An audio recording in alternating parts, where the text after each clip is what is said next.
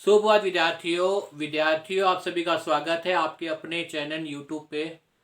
देखिए विद्यार्थियों, व्याकरण का सबसे महत्वपूर्ण प्रकरण कौन सा भाई? काक व काक चिन्ह। इससे संबंधित कई वीडियो बनाकर मैंने अपलोड कर दी है। मुझे उम्मीद है विद्यार्थियों आपने सभी वीडियो देखी होगी। आपको अब तक जितने भी काक के भेद कराए हैं वो समझ में आ गए होंगे। देखिए विद्यार्थियों, अब तक मैंने जो है वो आपके सामने चार जो है वो कार के भेद गा दिए हैं। आज मैं आपके सामने बताऊंगा जो अपना पांचवा भेद है वो कौन सा है? अपदान कारक। वास्तव में अपदान कारक क्या होता है, अपदान कारक की परिभाषा क्या होती है, कहाँ अपदान कारक चिन्ह लगता है, इसका कारक चिन्ह कौन सा होता है, इससे संबंधित कई प्रकार के जो तथ्य लेकर मैं ये वीडियो आपके सामने लेकर आया हूँ। विद्यार्थियों अगर मेरे द्वारा बनाई वीडियो आपको पसंद आए तो इसे लाइक कीजिए, शेयर कीजिए, कमेंट कीजिए विद्यार्थियों। इसके साथ ही मेरे चैनल को सब्सक्राइब कर लीजिए ताकि तुरंत जो है वो आप तक नोटिफिकेशन पहुंच जाए। वो खूब मन लगा के पढ़िए जिससे आपके व्याकरण संबंधित प्रश्न कभी भी पेपर में गलत न हो। देखिए विद्यार्थियों, आज हम कहेंगे अपदान कारक। देखिए अपादान कारक, अपादान का मतलब क्या है? अनग होना। अपादान का मतलब क्या होता है? अनग होना। देखिए अपादान,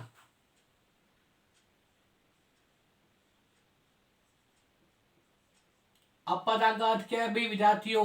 अगर देखा जाए तो क्या होता है? अनग होना। तो इसी प्रकार से हम अपदान कारक का जहां भी प्रयोग करते हैं वो प्रयोग में क्या होता है? अनग होने का भाव होता है। वो इस अपादान कारक का जो कारक चिन्ह होता है वो क्या होता है विद्यार्थियों? वो होता है आपके सामने से। कौन सा होता है विद्यार्थियों? से। इससे पहले जो कारक के भेद चल रहे थे उसमें मैंने आपको बताया था कि कारक के भेद के अंदर एक कर्म कारक मैंने बताया था आपको, और कर्म कारक का भी क्या होता है?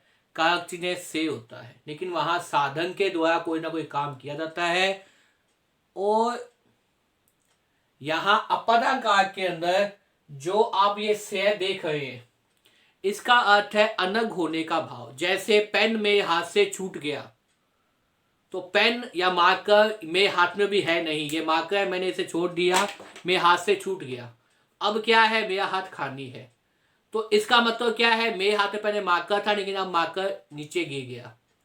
तो इस प्रकार से पूर्णतः अनग होने का भाव अगर दिखाई देता है तो वो क्या है? अपादान कारक है। क्या है विद्यार्थियों? अपादान कारक है। जैसे ये मार्कर से पढ़ा रहा हूं, पढ़ाते पढ़ाते अगर मार्कर मेरे हाथ से छूट गया, ये पॉइंट है, पढ़ा हूं, पढ़ाते पढ़ाते वो छूट गया, पेन में हाथ से छूट गया, तो अब वो चीज मेरे पास होगी नहीं। देखिए अपादान कारक के अंदर ये बहुत ही महत्वपूर्ण चीज है कि कर्म कारक के अंदर आपने पढ़ा से, तो से साधन था, वहां अनग होने का भाव नहीं दिखाई दे रहा था, लेकिन यहां वो वस्तु गायब चली जाती है, पूर्णतः वो अनग हो जाती है। पूर्णतः वो अनग हो जाती है, वो वापस दिखाई नहीं देती, वो वापस उसका नहीं आती। तो इस प्रकार के वाक्य क्या बताते हैं? अपादान कारक को बताते हैं।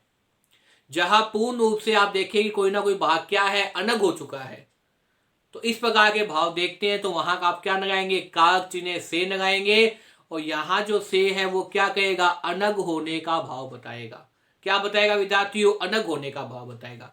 जैसे परिभाषा देखिए विद्यार्थियों, संज्ञा या सर्वनाम के जिस रूप से, संज्ञा या सर्वनाम के जिस रूप से, संज्ञा या सर्वनाम के जिस रूप से अनग होने का भाव दिखाई देता है, संज्ञा या सर्वनाम के जिस रूप से अनग होने का भाव दिखाई देता है, वहां क्या होता है भाई? अपादान कारक होता है। देखिए सबसे महत्वपूर्ण चीज क्या है? परिभाषा को याद करने का प्रयास कीजिए विद्यार्थी। आपको भली भांति ये पता है कि मेरे पढ़ाने का उद्देश्य एक ही होता है कि जो विद्यार्थी मेरे द्वारा तैयार की गई वीडियो देख रहे हैं उन्हें साथ साथ में याद होना चाहिए।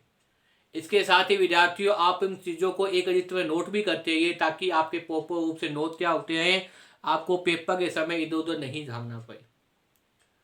और इसके साथ ही विद्यार्थियों बार बार वीडियो को देखिए, याद करने का प्रयास कीजिए, क्योंकि मुख्य उद्देश्य क्या है? याद होना। और जब आपके याद होगा तभी पेपर के अंदर व्याकरण के प्रश्न सही होंगे। देखिए विद्यार्थियों, अपदान कारक में बताया था, सबसे मैंने क्या बताया था? इसका कारक चिन्ह क्या है? से है।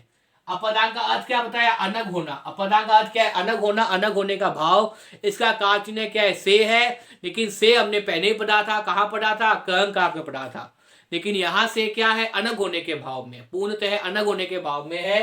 परिभाषा देखिए विद्यार्थियों, संज्ञा या सर्वनाम, संज्ञा या सर्वनाम के जिस रूप से संज्ञा या सर्वनाम के जिस रूप से अलग होने का भाव दिखाई देता है, संज्ञा या सर्वनाम के जिस रूप से अलग होने का भाव दिखाई देता है, वहां हम क्या लगाते हैं, अपादान कारक होता है। वहां क्या होता है, अपादान कारक होता है। जैसे विद्यार्थियों अब देखिए उदाहरण से माध्यम से बहुत सी बातें क्या है भाई पूर्णतः आपको समझ में आ जाती है कि वास्तव में यहाँ कौन सा उदाहरण दिया गया है। देखिए संज्ञा या सर्वनाम के जिस रूप से, संज्ञा 3 है, व्यक्तिवाचक, जातिवाचक और भाववाचक संज्ञा है, सर्वनाम 6 है। तो संज्ञा होगा या सर्वनाम होगा, या तो संज्ञा शब्द होगा सर्वनाम शब्द होगा।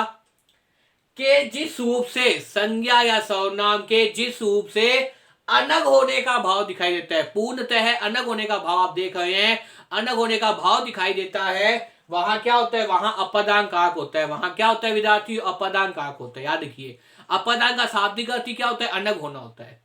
अब देखिए उदाहरण देखिए विद्यार्थियों, जैसे स्टेशन से ट्रेन छूट गई, तो अब यहाँ पे से क्या है, यहाँ पे से है कारक चिन्ह, वो भी क्या है, अपादान कारक चिन्ह।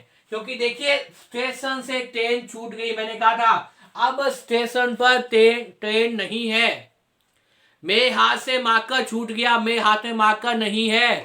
तो इस प्रकार से चीज क्या होती है, समाप्त हो जाती है, चली जाती है, और पीछे क्या होता है, खाली स्थान दिखाई देता है, एक रिक्त जगह हमें देखने को मिलती है। इस प्रकार के उदाहरणों के अंदर वो चीज वास्तव में चली जाती है, अलग हो जाती है, और हमारे पास क्या दिखाई देता है, कुछ एकांकीपन दिखाई देता है, कुछ क्या दिखाई देता है, खालीपन दिखाई देता है। जैसे देखिए स्टेशन से ट्रेन छूट गई, तो स्टेशन से क्या है, वास्तव में ट्रेन क्या है भाई, छूट गई। इसी प्रकार से मेरे पर्स से पैसे गिर गए, तो मेरे पर्स से पैसे गिर गए, इसका मतलब मेरा पर्स अब क्या हो गया, खाली हो गया, उसमें पैसे नहीं है। स्टेशन से ट्रेन छूट गई, इसका मतलब क्या है, अब ट्रेन पूर्ण रूप से जा चुकी है और स्टेशन पर वो ट्रेन नहीं मिलेगी आपको। इसी प्रकार से फोन पे से गिर गया, फोन पे से गिरा, तो इस प्रकार से क्या है, यह अपादान कारक है। आपको पता है जो फोन था वो पे से गिर चुका है, अब पे पर फोन वो नहीं है,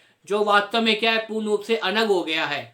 इसी प्रकार से देखिए विद्यार्थी विधान्य से घर जाते हैं, विद्यार्थी विधान्य से घर जाते हैं, विद्यार्थी विधान्य से घर जाते हैं, तो विद्यार्थी कहाँ नहीं है अभी, विधान्य में नहीं है, तो यहां भी कौन सा होगा, अपादान होगा, अपादान कारक चिन्ह का प्रयोग करेंगे।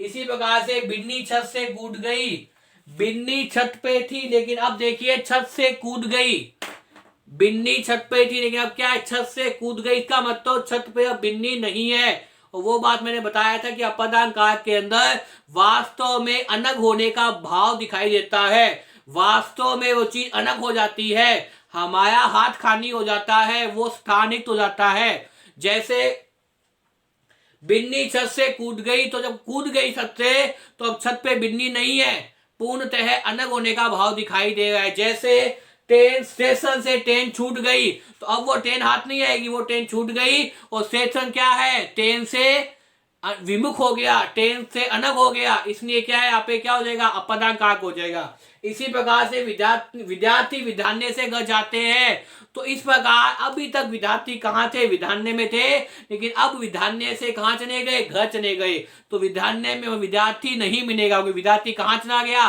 घर से, पूर्णतः अलग हो गया। इसी प्रकार से बिन्नी छत से कूद गई, तो बिन्नी कहाँ थी, छत पर बैठी थी, लेकिन छत से अब कूद गई, अब वो छत पे नहीं है, इसका मतलब क्या है, पूर्ण रूप से अलग होने का भाव दिखाई दे, तो वहां क्या होता है, अपादान कारक होता है। वहां क्या होता है विद्यार्थियों, अपादान कारक होता है। मुझे उम्मीद है विद्यार्थियों इस वीडियो को देखने के बाद में आपको अपादान कारक समझ में आ गया होगा। बार बार इस वीडियो को देखिए और याद करने का प्रयास कीजिए, जिससे पेपर में व्याकरण संबंधी प्रश्न आपके गलत न हो। और मेरे द्वारा बनाई वीडियो अगर आपको पसंद आए तो इसे ज्यादा लाइक कीजिए, कमेंट कीजिए, शेयर कीजिए विद्यार्थियों, और चैनल को सब्सक्राइब कर लीजिए अगर अभी तक भी नहीं किया है, क्योंकि जैसे ही मुझे समय मिलता है वैसे ही वीडियो अपलोड कर देता हूं। इसके साथ साथ विद्यार्थियों बार बार वीडियो को देखिए और एक ही उद्देश्य ध्यान में रखिए कि हमें क्या करना है, याद करना है, और याद करने का प्रयास कीजिए। और वास्तव में हिंदी पढ़ाई भी ऐसी जा रही है जिससे आपको क्या हो, साथ साथ में याद हो। तो खूब मन लगा के पढ़िए और वीडियो को लाइक कीजिए, शेयर कीजिए और चैनल को सब्सक्राइब कर लीजिए विद्यार्थियों। धन्यवाद।